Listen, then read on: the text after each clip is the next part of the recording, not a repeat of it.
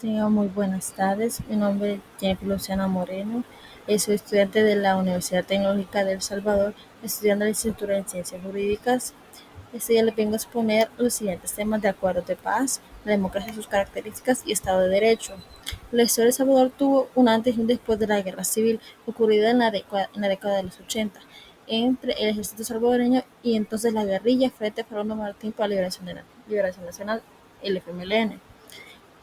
Tuvo un estimado de más de 75.000 víctimas mortales. El conflicto armado finalizó a través de un proceso de negociación que se llamaba Acuerdo de Paz, que se concilió el 16 de enero de 1992 con la firma del Acuerdo de Paz entre la guerrilla del FMLN y el gobierno salvadoreño en el castillo de Chapultepec, en México.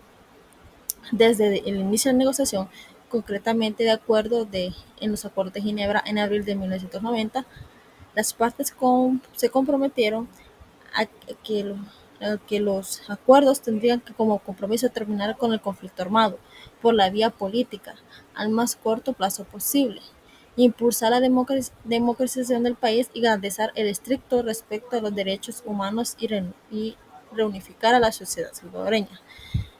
Tanto el alto el fuego y el desmantelamiento de estructuras militares que consumaron exitosamente, que se detuvieron. El Frente Fernando Martín para la Liberación Nacional, el FMLN, fue creado en 1980 e integró las siguientes organizaciones guerrilleras. Una de ellas era el FPL, que era Fuerzas Armadas de Liberación, el Partido Comunista Salvadoreño, que era FAL, y PCS, Ejército Revolucionario del Pueblo, que era ERP, Resistencia Nacional, el RN, y el Partido Revolucionario de Trabajadores Centroamericanos, el PRTC. En el Acuerdo de Ginebra en Suiza, celebrado el 4 de abril de 1990, en dicho acuerdo las partes fijaron una agenda y el calendarización para el proceso de negociación. Posteriormente fue ratificado en Caracas, Venezuela, el 21 de mayo de 1990. Por parte, antes nosotros conocemos ahora actual, que se llama Policía Nacional Civil por parte del Estado. En la década de los 80, el conflicto armado, el Estado tenía diferentes cuerpos de seguridad, cuales conformadas por Policía Nacional, PN, Guardia Nacional, GN y Policía de Hacienda, que era el PH.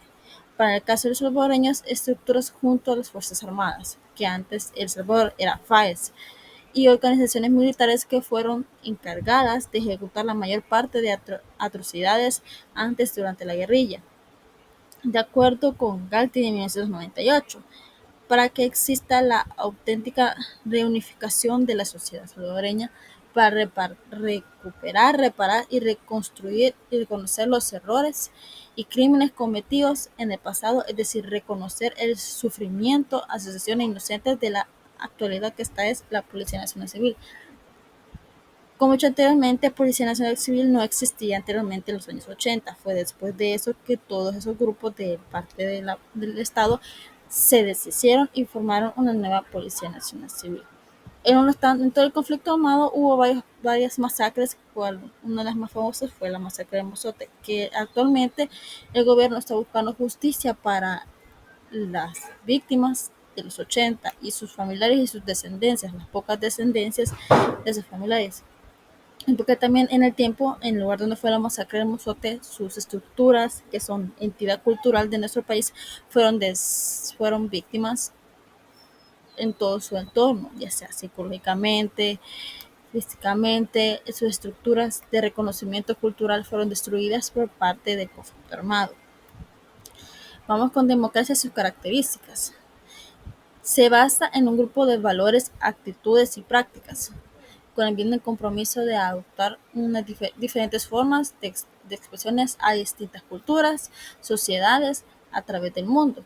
La democracia no solamente se basa en los principios fundamentales, sino no en prácticas uniformes.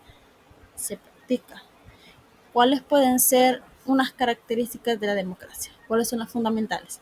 La democracia se forma de parte del gobierno, que todos los ciudadanos adultos pueden ejercer un poder y disponibilidad cívica, eh, que sean directamente por el mero representantes de libres de elegidos. La democracia se basa también en principios de gobierno de la mayoría de derechos individuales. evitan que los gobiernos centralizados, todopoderosos y los descentralicen en múltiples niveles de regiones. Localizando el gobierno de todos los niveles de gobierno deben ser lo más accesibles y comprender sus principales objetivos. La democracia no solo comprende sus principales funciones, es proteger. Su principal es proteger, ya sea la libertad de religión. Aparte, la democracia con regularidad tiene elecciones libres y equitativas, abiertas para todos los ciudadanos en edad de votar. Ya un ejemplo en El Salvador, ya sea mayor de 18 años. Los ciudadanos de una democracia no solo tienen derechos, se practica en el sistema público y protege los derechos y sus libertades. Se compromete con los valores y la tolerancia y la colaboración y el compromiso.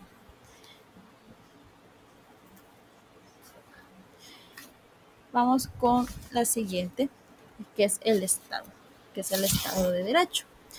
El Estado de Derecho está el constitucionalismo, que es el constitucionalismo.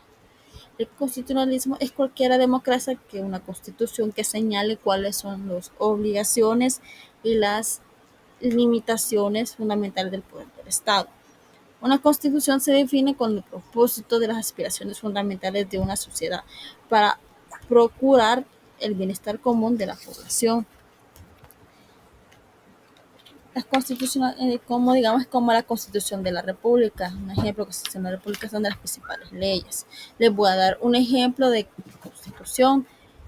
La Constitución de Estados Unidos se basa en conceptos tomados del derecho, con cuestionamientos, un ejemplo como el cuestionamiento británico y los intentos de los filósofos del siglo XX, como del siglo XIV, para definir los derechos del hombre.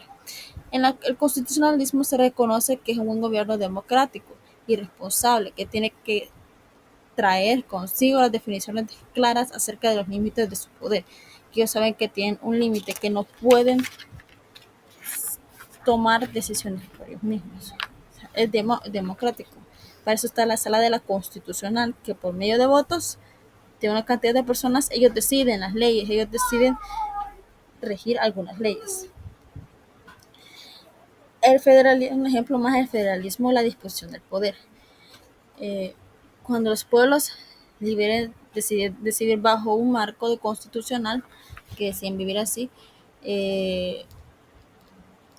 aceptando que pueden implementar estas varias formas, de estas en varias formas, algunas de democracias optiman de la administración unitaria. Por ejemplo, en Estados Unidos hay una república federal dividida en Estados Unidos. Tiene por jerarquía legal, autoridad e independientes y políticas de parte del gobierno federal.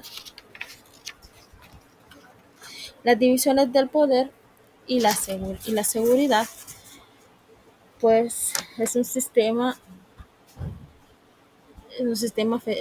federal, son muy claras y específicas y precisas. Las dependencias del sistema federal nunca son claras, dependiendo de los casos. O locales pueden tener programas que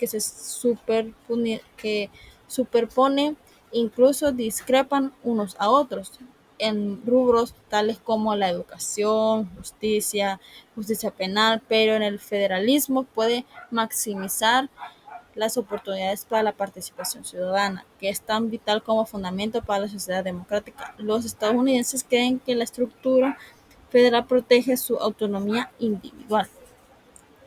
Esto sería todo por mi parte. Feliz tarde.